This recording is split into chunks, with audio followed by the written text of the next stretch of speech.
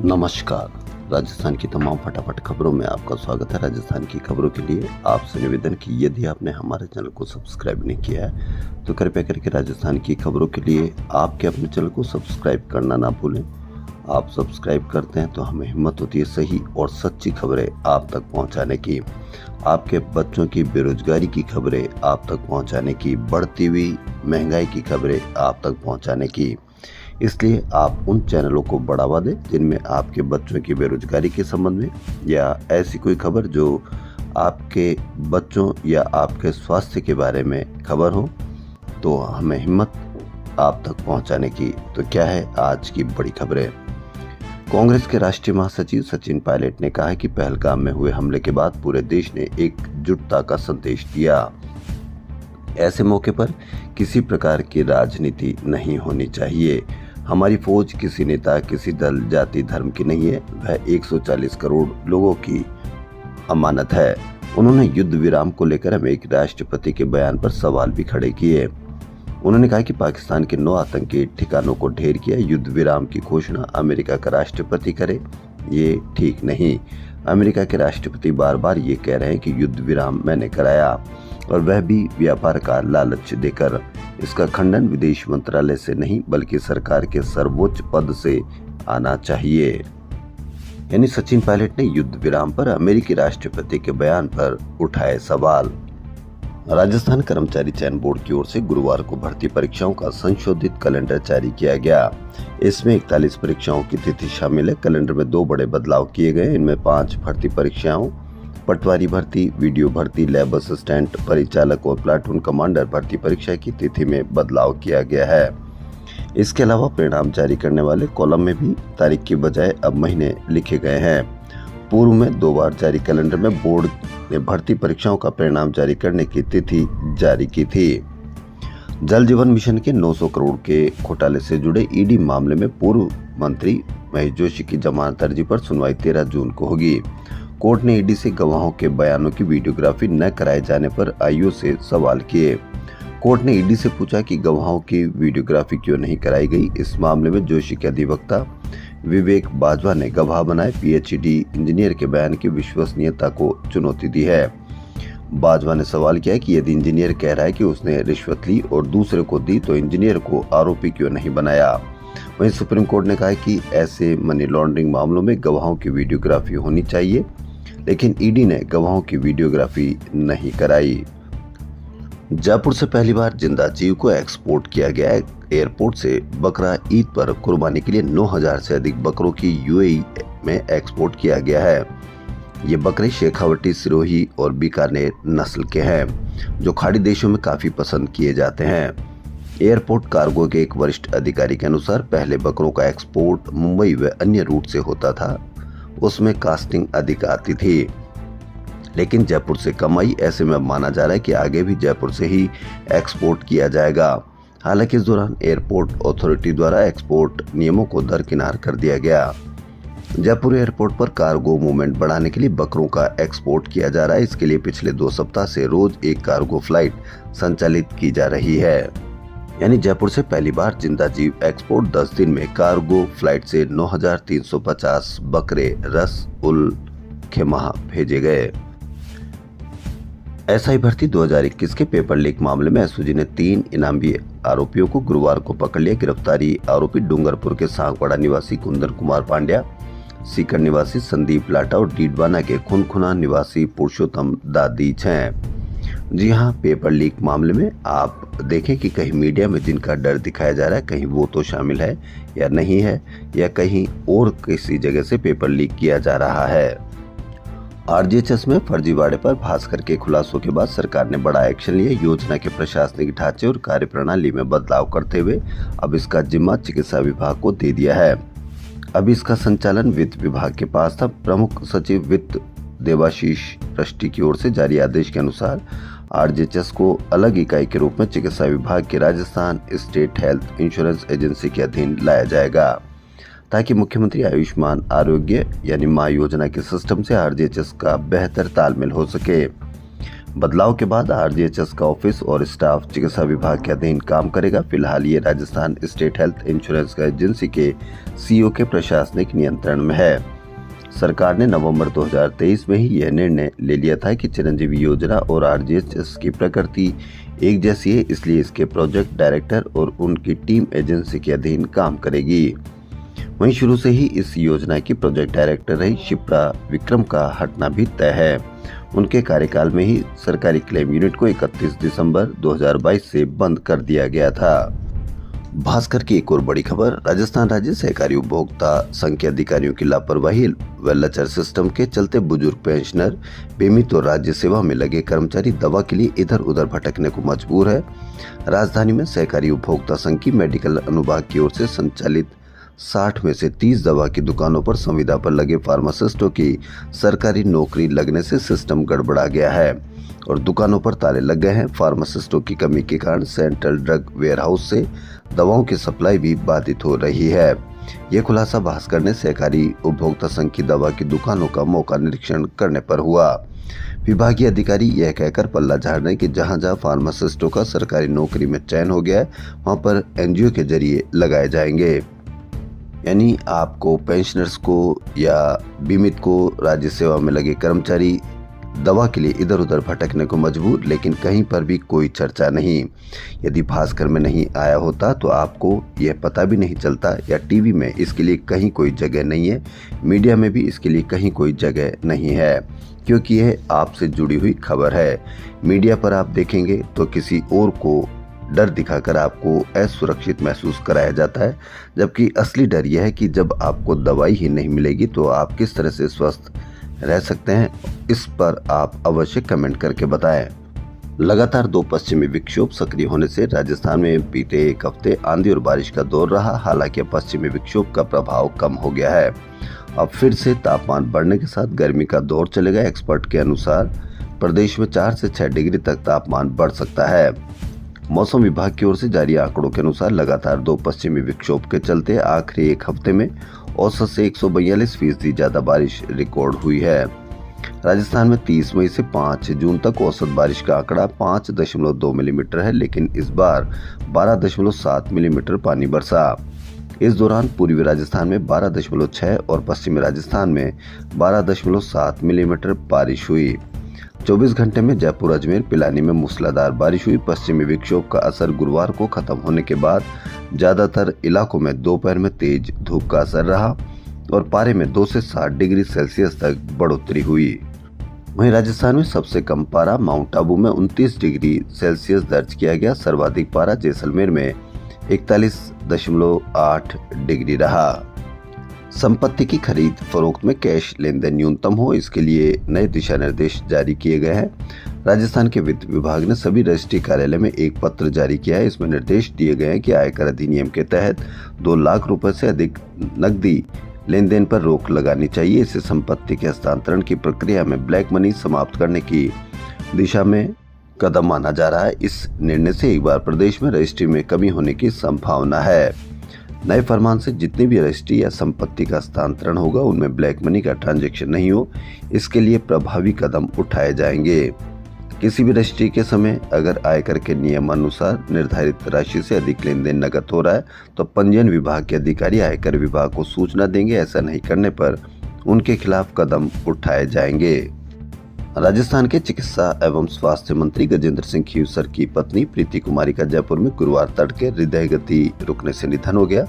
परिवारजनों का कहना है कि बुधवार रात उन्होंने खाना खाया और सोने चली गई।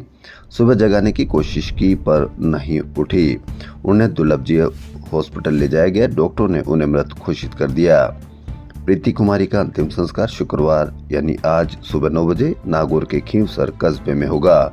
सीएम भजनलाल शर्मा सहित अधिकांश मंत्री नेताओं ने शोक व्यक्त किया। देवस्थान विभाग की वरिष्ठ नागरिक तीर्थ यात्रा योजना के तहत शुक्रवार को सुबह 11:30 बजे मुख्यमंत्री भजनलाल शर्मा दुर्गापुरा रेलवे स्टेशन जयपुर से तीर्थ यात्रियों की नवीन ट्रेन को रामेश्वरम के लिए हरी झंडी दिखाकर रवाना करेंगे। इस मौके पर देवस्थान विभाग मंत्री जोराराम कुमावत भी मौजूद रहेंगे। स्कूल व्याख्याता भर्ती परीक्षा को स्थगित करने की मांग को लेकर राजस्थान युवा शक्ति एकीकृत महासंघ ने आंदोलन का ऐलान किया है। महासंघ के नेता मनोज मीणा ने गुरुवार को संवाददाता सम्मेलन में कहा कि राजस्थान में इसको लेकर आंदोलन किया जाएगा। इसमें 6 जून को जनप्रतिनिधियों को चिट्ठी लिखो अभियान, 7 जून को अधिकारियों को पकड़ो अभियान और 8 जून को नेताओं को पकड़ो अभियान चलाया जाएगा। उन्होंने कहा कि यह परीक्षा 23 जून से 4 जुलाई तक होनी है। वर्तमान स्थिति में ऐसा लग रहा है कि यह परीक्षा प्रारंभ होने तक अपीयरिंग अभ्यर्थियों का पीजी का परिणाम नहीं आएगा, इसलिए ये अभ्यर्थी इस परीक्षा से अयोग्य हो जाएंगे। साथ ही यूजीसी नेट की परीक्षा का आयोजन भी इन्हीं तिथियों में हो रहा है। कई अभ्यर्थी ऐसे हैं जिन्होंने दोनों परीक्षाओं का फॉर्म भरा है, ऐसे में उनके सामने एक परीक्षा से वंचित होने का संकट खड़ा हो जाएगा। सरकार को चाहिए कि व्याख्याता भर्ती को स्थगित करे ताकि युवाओं को राहत मिल सके। बकाया राशि भुगतान और बढ़ी हुई रजिस्ट्रेशन फीस को वापस लेने सहित अन्य मांगों को लेकर शुक्रवार से प्रदेश भर के पीडब्ल्यूडी ठेकेदार आंदोलन करेंगे। आंदोलन के लिए ठेकेदार सुबह 10 बजे ऑल कॉन्ट्रैक्टर एसोसिएशन के नेतृत्व में पीडब्ल्यूडी ऑफिस के सामने स्थित जयपुर क्लब में एकत्रित होंगे। यहां पर सरकार के खिलाफ धरना प्रदर्शन करेंगे। इसके बाद आंदोलन की आगे की रूपरेखा तैयार करेंगे। राजस्थान लोक सेवा आयोग की ओर से आरएस मुख्य परीक्षा स्थगित करने की मांग को लेकर गुरुवार देर रात को राजस्थान विश्वविद्यालय के मेन गेट पर धरना दिया गया।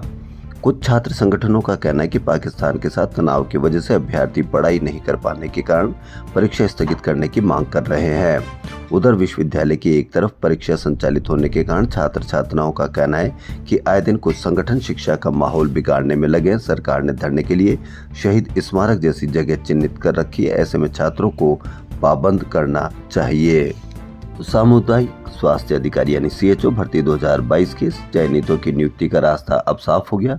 ब्रिज कोर्स के अभाव में 5 महीने से इनकी नियुक्ति अटकी हुई थी। चिकित्सा विभाग ने ब्रिज कोर्स का शेड्यूल तैयार कर लिया है। ब्रिज कोर्स पूरा होने के बाद इनकी नियुक्ति की प्रक्रिया शुरू होगी। इस साल जनवरी में परिणाम आने के बाद से ही ये अभ्यर्थी नियुक्ति का इंतजार कर रहे थे। सरकार ने इनको बधाई पत्र भी दे दिए थे, लेकिन नियुक्ति के लिए ब्रिज कोर्स जरूरी था, जो अब तक नहीं हुआ। ब्रिज कोर्स के अभाव में इनकी नियुक्ति भी नहीं हो पा रही थी। चिकित्सा विभाग ने अभी चयनित करीब 3400 सीएचओ से 14 जून तक ब्रिज कोर्स के लिए जिलों का विकल्प मांगा है। कम्युनिटी हेल्थ ऑफिसर्स फेडरेशन के संरक्षक भरत बेनीवाल का कहना है कि हम लगातार विभाग से इन अभ्यर्थियों का ब्रिज कोर्स कराने की मांग कर रहे थे ताकि इनको नियुक्ति मिल सके। अब विभाग ने इसकी प्रक्रिया शुरू की है। इससे चयनित सीएचओ को बड़ी राहत मिली है। चयनित अभ्यर्थी 5 महीने से इस कोर्स के प्रारंभ होने का इंतजार कर रहे थे। वर्ष 2022 में निकली इस भर्ती के लिए चयन बोर्ड 2 बार परीक्षा का आयोजन कर चुका है। पहली बार फरवरी 2023 में परीक्षा हुई थी, जिसको पेपर लीक के कारण निरस्त कर दिया गया था। शाहपुरा पुलिस ने शहर में नकली चाय बेचने वालों के खिलाफ कार्रवाई करते हुए 3 दुकानों को गिरफ्तार कर नकली माहेश्वरी चाय के 490 पैकेट जब्त किए हैं। पुलिस ने उनके कब्जे से नकली चाय के 490 पैकेट जब्त किए, यानी अब आपको नकली चाय भी मिल सकती है। अब देखना यह है कि नकली चाय पीकर आप मीडिया में जिनका डर दिखाया जा रहा है उनसे मुकाबला करने के लिए कितने स्वस्थ रह सकते हैं। भास्कर की एक और बड़ी खबर, पशुपालन विभाग ने पशुओं के एक वैक्सीनेशन का काम पूरा नहीं हुआ, उससे पहले अगला वैक्सीनेशन शुरू करा दिया गया है। दोनों के बीच कोई गैप रखा गया है। यह वैक्सीनेशन भी वह शुरू किया गया जिसकी अभी कोई आवश्यकता भी नहीं थी, जबकि जिस बीमारी के बारिश से पहले वैक्सीनेशन होना था उस पर विभाग ने कहीं कोई चर्चा तक नहीं की। असल में राष्ट्रीय पशु रोग उन्मूलन कार्यक्रम के तहत प्रदेशों में गाय और भैंस में खुरपका यानी मुंहपका टीका लगाया जाता है। यह 1 साल में 2 बार लगता है। राष्ट्रीय कार्यक्रम में सभी प्रकार के टीकों का समय निर्धारित है। उसी के अनुसार एफएमटी का टीकाकरण 15 अप्रैल में खत्म हो जाना चाहिए था, जबकि इसका पूरा होने की तिथि ही 31 मई थी। अब स्थिति यह है कि विभाग ने लंपी का टीकाकरण काम 2 जून से शुरू करा भी दिया, जबकि एक टीके से दूसरे टीके के बीच में कम से कम 28 दिनों का गैप होना बेहद जरूरी है। विशेषज्ञों का कहना है कि गलघोटू के बजाय लंपी का टीका लगाने का शेड्यूल जारी करना आश्चर्यजनक है, क्योंकि अभी इस बीमारी के कोई अचानक लक्षण भी सामने नहीं आए हैं। यह बीमारी रिपीट भी नहीं हो रही। सरकारी नौकरी नहीं मिली तो बेरोजगारों ने सरकारी स्कीम ही कमाई का जरिया बना लिया। राज्य सरकार की ओर से बेरोजगारों को दिए जा रहे भत्ते में बांसवाड़ा जिले में जनवरी 2024 से जनवरी 2000 के बीच 138 बेरोजगारों ने 73 महिला और 65 पुरुष है। उन्होंने 70 लाख रुपए इंटर्नशिप की झूठी हाजिरी देकर गड़बड़ी करने का खुलासा हुआ है। खास करके ये बड़ी खबर, फर्जीवाड़ा करने वालों की संख्या बढ़ सकती है। वर्तमान में जिला रोजगार कार्यालय से कुल 5,244 बेरोजगारों द्वारा भत्ता प्राप्त किया जा रहा है। इनमें से करीब 3,000 बेरोजगारों की जांच हो चुकी है। अभी 2,000 बेरोजगारों की जांच बाकी है। अधिकारियों की माने तो भत्ता पाने बेरोजगार द्वारा जिस विभाग से इंटर्नशिप की जा रही थी, वहां से हाजिरी कार्ड की फोटो हर महीने पोर्टल पर स्वयं अपलोड की जाती है। हाजिरी कार्ड का ऑनलाइन वेरिफिकेशन के दौरान गड़बड़ी मिली तो टीम ने विभागों में जाकर आकस्मिक जांच की। टीम को मौके पर न हाजिरी मिली न ही बेरोजगार, मतलब बेरोजगारों द्वारा पोर्टल पर फर्जी हाजिरी अपलोड कर विभाग को इंटर्नशिप करना बताते हुए भत्ता उठाया जा रहा था। जयपुर शहर में अवैध डेयरियों को लेकर ग्रेटर निगम की पशु प्रबंधन शाखा लगातार एक्शन मोड में नजर आ रही है। आयुक्त रुक्मणी रियाड व उपायुक्त मुकुट सिंह चौधरी के निर्देशानुसार पशु प्रबंधन टीम लगातार अवैध डेयरियों पर कार्रवाई कर गायों को हिंगोनिया गौशाला भेजा जा रहा है। इसी क्रम में पशु चिकित्सक राकेश कलोरिया ने अपनी टीम के साथ में झारखंड महादेव मंदिर जयपुर के आसपास अवैध रूप से संचालित 10 अवैध डेयरियों पर कार्रवाई की। इन सब अवैध डेयरियों की लगातार शिकायतें प्राप्त हो रही थी। ग्राम पंचायत नांगल कोजू यानी जयपुर से बड़ी खबर, 29 मई को हुई चोरी के विरोध में ग्रामीणों ने प्रदर्शन किया। ग्रामीणों ने कहा कि इलाके में लगातार चोरियां हो रही है, पुलिस अब तक किसी चोर को पकड़ नहीं पाई है। इससे चोरों के हौसले बढ़ते जा रहे। ग्रामीणों ने चेतावनी दी कि अगर 1-2 दिन में पुलिस ने कोई ठोस कार्रवाई नहीं की तो रविवार को खेजरोली चोमू मार्ग जाम किया जाएगा, साथ ही धरना भी दिया जाएगा। चोमू में राजकीय उप जिला अस्पताल में मरीजों को निजी अस्पतालों की तरह सुविधा मिलना शुरू हो जाएगी। पर्ची कटाने के लिए कतार में लगकर इंतजार नहीं करना पड़ेगा। पीएमओ डॉक्टर BL यादव ने बताया कि राजस्थान डिजिटल हेल्थ मिशन के तहत QR कोड आधारित फास्ट ट्रैक OPD रजिस्ट्रेशन की सुविधा शुक्रवार से शुरू हो जाएगी। उन्होंने बताया कि OPD पर्ची प्राप्त करने के लिए अस्पताल परिसर में लगे QR कोड को आभा या आरोग्य सेतु जैसे ABDM ऐप से स्कैन कर सकते हैं। SJP government medical college Bharatpur के स्टूडेंट अजीत गोरा को नीट UG की परीक्षा में डमी बनकर बैठने पर जयपुर पुलिस ने बीती रात को पकड़ लिया। आरोपी अपने ही गांव के एक दूसरे अभ्यर्थी सचिन गोरा के नाम के आवेदन पर अपना फोटो लगाकर नीट UG परीक्षा 2020 में बैठा और 720 में से 667 अंकों के साथ एम्स जोधपुर में एडमिशन दिलाने में सफल रहा। खुद आरोपी वर्ष 2019 बैच का स्टूडेंट और वर्तमान में इंटर्न डॉक्टर है। खुद की लाइफ बर्बाद की, दूसरे की भी लाइफ बर्बाद की। इसलिए इस तरह की अपराध करने से आप पहले 100 बार सोचें, क्या आप अपनी इस लाइफ को बर्बाद करने जा रहे हैं या किसी दूसरे की लाइफ को आबाद करके आप खुद की लाइफ को बर्बाद करने जा रहे हैं। इसलिए आप न तो खुद की लाइफ को बर्बाद करें न ही दूसरे की लाइफ को बर्बाद करें। विश्व पर्यावरण दिवस के अवसर पर डॉक्टर्स जयपुर ने साइकिलिंग कर स्वास्थ्य और पर्यावरण प्रदूषण के प्रति लोगों को जागरूक किया। मौका था जयपुर मेडिकल एसोसिएशन की ओर से जय में साइकिल रैली के आयोजन का। स्वस्थ जीवन शैली के साथ हेरिटेज और पर्यावरण संरक्षण को बढ़ावा देने के उद्देश्य से निकाली गई इस रैली में जयपुर के नामचीन डॉक्टर्स के साथ पर्यावरण प्रेमियों ने हिस्सा लिया। SMS मेडिकल कॉलेज के प्रिंसिपल डॉक्टर दीपक माहेश्वरी और senior cardiologist doctor Pushpendra Garg ने फ्लैग ऑफ कर रैली को रवाना किया। रैली JMA से शुरू होकर राम सिंह रोड स्थित सूचना केंद्र, अजमेरी गेट, छोटी चौपड़ होती हुई हवा महल पहुंची। यहां दल के सदस्यों ने ग्रुप फोटो करवाकर सेव हेरिटेज संरक्षण का भी संदेश दिया। राजस्थान इंटरनेशनल सेंटर में 8 जून को युवाओं और स्टूडेंट के लिए जागरूक फेस्ट का आयोजन होगा। इसमें फाइनेंस, स्टार्टअप, आर्टिफिशियल इंटेलिजेंस और कंटेंट क्रिएशन जैसी स्किल्स सिखाई जाएगी। फाइनेंस फॉर टीन्स सेशन में पैसों के सही इस्तेमाल, बचत और इन्वेस्टमेंट के जरिए आत्मनिर्भर बनने की जानकारी दी जाएगी। फोटोग्राफी एग्जीबिशन क्लिक इट 30 का आयोजन होटल नारायण निवास के हाउस ऑफ हिडन ट्रेजर्स में किया जाएगा। क्रिएटिव मूवीज और सेव आर सिटी की ओर से होने वाली प्रदर्शनी की शुरुआत आज से होगी। यह प्रतियोगिता इस वर्ष कमलेश कुमार टेक चंदानी की स्मृति में उन्हें समर्पित की गई है। वर्ल्ड एनवायरनमेंट डे के मौके पर होटल क्लार्क्स अमेर में 7वें वर्ल्ड एनवायरनमेंट समिट का आयोजन किया गया। समिट की थीम प्लास्टिक प्रदूषण का अंत रखी गई। इसमें drawing, painting, science project, pot decoration, eco quiz, street play, art and craft और ट्रेश टू ट्रेजर एक्टिविटी रखी गई। इस अवसर पर पेपर मिशी आर्टिस्ट शीला पुरोहित ने घरेलू कचरे, पुराने कपड़े, टूटी झाड़ू, कार्डबोर्ड और पेपर मिशी से एक उदास गाय की मूर्ति बनाई। यह गाय प्लास्टिक के बीच बैठी है और उसे खाने की कोशिश कर रही है। मूर्ति को बनाने में शीला को 1 हफ्ता लगा। उन्होंने अपनी कला के जरिए उस बेजुबान को आवाज दी जो तकलीफ में है लेकिन उसे किसी को बता नहीं सकती। उन्हें यह विचार एक अकेली, भूखी और रोती हुई गाय को देखकर आया। रविंद्र मंच जयपुर के मिनी थिएटर में गुरुवार को शाहरुख खान, अब्बासी के निर्देशन में नाटक मी टू का मंचन किया गया। नाटक RJ14 art and welfare society की ओर से खेला गया। इसकी कहानी एक फिल्म निर्देश और एक महत्वाकांक्षा युवती पर आधारित है। आकृति नाम की युवती फिल्म निर्देशक संवाद के पास फिल्म में काम मांगने पहुंचती है। पहली मुलाकात में ही दोनों के बीच आकर्षण पैदा होता है।